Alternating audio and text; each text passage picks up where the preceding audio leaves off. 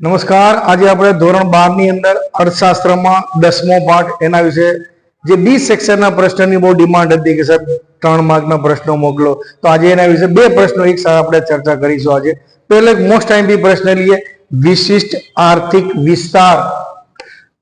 પાઠ 10 નામ શું રાખીશું? વિશિષ્ટ આર્થિક વિસ્તાર. તો આની અંદર મોટા ફકરા છે, આપણે એને પોઈન્ટ વાઇઝ આપણે થોડું જલ્દી યાદ રહી શકીએ એટલા માટે વિશિષ્ટ આર્થિક વિસ્તાર. પહેલા તો એનું યાદ રાખીશું આપણે નામ. તો નામ એનું શું છે? SEZ. એને કહેવાય સ્પેશિયલ ઇકોનોમિક ઝોન, વિશિષ્ટ આર્થિક વિસ્તાર.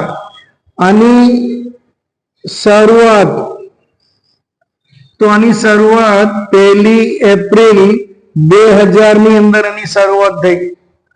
આનો મુખ્ય હેતુ શું હતો? તો વિશિષ્ટ આર્થિક વિસ્તાર બનાવવાનો મુખ્ય હેતુ એ હતો, એક તો આપણા દેશની અંદર નિકાસને પ્રોત્સાહન મળે, બીજું FDI એટલે ફોરેન ડાયરેક્ટ ઇન્વેસ્ટમેન્ટ, આપણા દેશમાં વિદેશી મૂડીરોકાણ વધે અને હરીફાઈ થાય. આ ત્રણ હેતુ સાથે આપણે વિશિષ્ટ આર્થિક વિસ્તારની રચના કરી. જો કે વિશ્વમાં અંદર આની શરૂઆત ચીને કરી. સ્પેશિયલ ઇકોનોમિક ઝોનની શરૂઆત ચીનમાં થઈ અને ચીને એક મોડેલ તરીકે એની શરૂઆત કરી અને એમાં એને સફળતા મળી. પછી વિશ્વના અન્ય દેશોએ એની શરૂઆત કરી. જો કે સ્પેશિયલ ઇકોનોમિક ઝોનનો મુખ્ય ઉદ્દેશ, તો જે આપણે આગળ વાત કરી એમ નિકાસને પ્રોત્સાહન માટે, FDI માટે, રાઈટ, એનો મુખ્ય ઉદ્દેશ હતો. બીજો કે આ વિસ્તાર જે છે એક એવો ભૌગોલિક વિસ્તાર, વિશિષ્ટ આર્થિક વિસ્તાર શું છે? એક એવો એક ભૌગોલિક વિસ્તાર. બીજા શબ્દોમાં કહેવા જઈએ તો આ જે સ્પેશિયલ ઇકોનોમિક ઝોન જે છે એમાં એ વિસ્તાર એવો છે કે જેમાંથી કરવેરામાંથી મુક્તિ આપવામાં આવે. એટલે કે અન્ય વિસ્તાર કરતા અહીં શું હોય? ભિન્ન એટલે અલગ પ્રકારના આર્થિક કાયદાઓ. આમ તો કાયદા તો દેશમાં એક સરખા જ હોય. આર્થિક કાયદા, નાણાકીય લગતા કાયદાઓ જે છે એ અન્ય વિસ્તાર કરતા ભિન્ન હોય, અલગ પ્રકારના હોય. વિશ્વમાં દેશની વાત કરવા જઈએ તો હાલ વિશ્વની અંદર કુલ 7 દેશની અંદર આ વિશિષ્ટ આર્થિક વિસ્તાર જોવા મળે છે. એમાં એશિયા ખંડના 6 દેશ છે, એક યુરોપનો છે. ખાસ કરીને થોડું યાદ શક્તિ માટે વાત કરવા જઈએ તો વર્લ્ડના નકશામાં જોઈએ તો ઉપર સૌથી પહેલા રશિયા, એની નીચે ચીન, પછી ભારત, આ બાજુ ફિલિપાઇન્સ, એ પછી કોરિયા, ઉત્તર કોરિયા, ખ્યાલ એમ, અને આ બાજુ એશિયા ખંડમાં જોર્ડન અને એકમાત્ર યુરોપનો પોલેન્ડ. તો આટલા કુલ મુખ્ય 7 વિશિષ્ટ આર્થિક વિસ્તાર છે. ફરીથી ખબર ન પડે તો અહીંયા નાનકડો નકશો દોરી આપું. આ કયો દેશ છે? આફ્રિકા ખંડ, એની ઉપર આવેલું યુરોપ, અને આ આપણો નાનકડો એવો ભારત દેશ. આ ઇન્ડોનેશિયા, મલેશિયા, આ ફિલિપાઇન્સ, આ ન્યૂ ગિની, રાઈટ, અને આ ઓસ્ટ્રેલિયા. કોના ભાઈ?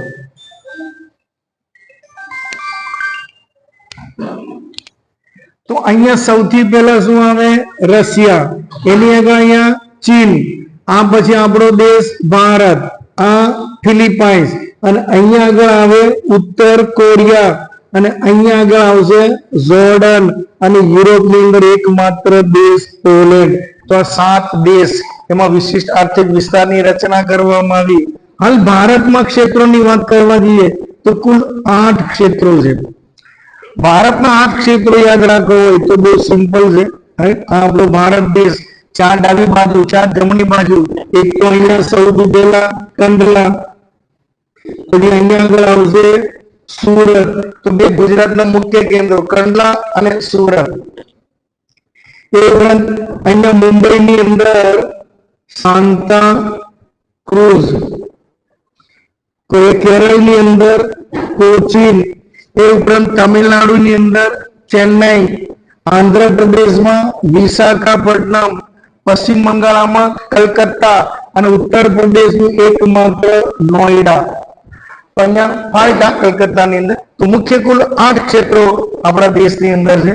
અને દરખાસ્તની વાત કરવા જઈએ તો હાલ આપણા દેશમાં 18 વિસ્તારોની દરખાસ્ત કરવામાં આવી. કુલ વિશિષ્ટ આર્થિક વિસ્તાર કેટલા કરવાની દરખાસ્ત આવી?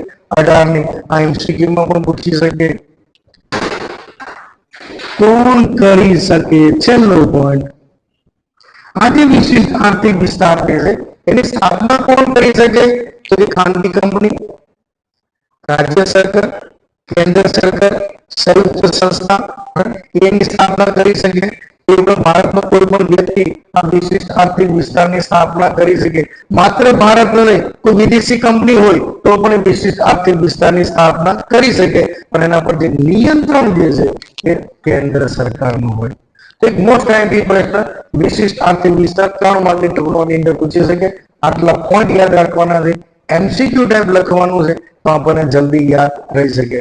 All the best. એકવાર પોઈન્ટ ઉપર ખાસ નજર કરો. 10મા પાર્ટના 3 માર્કના પ્રશ્નો આપણે શરૂ કરીએ છીએ એટલા માટે. પછી બીજો પ્રશ્ન લઈએ આપણે નજીકના ભવિષ્યની અંદર. All the best.